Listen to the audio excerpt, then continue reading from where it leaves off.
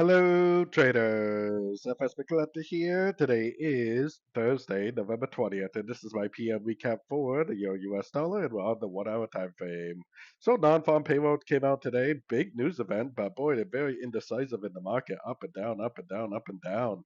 To me, it did definitely break structure on the 1 hour time frame, so I think that either one of two things is going to happen. It's either now going to make like an overlapping corrective pattern up to like one of these blue Fibonacci retracement levels and then continue the downtrend, maybe to 61 or 78%. Or maybe, just maybe, because this is the 78% on the daily, maybe this is some kind of a bottom, and instead of being overlapping and corrective, it makes impulsive higher highs, higher lows, and eventually starts going up and breaking some of these more significant breaks of structure to the upside. So either way, don't forget to check out my website, linked over here in the corner. And as always, thank you for watching and happy trading.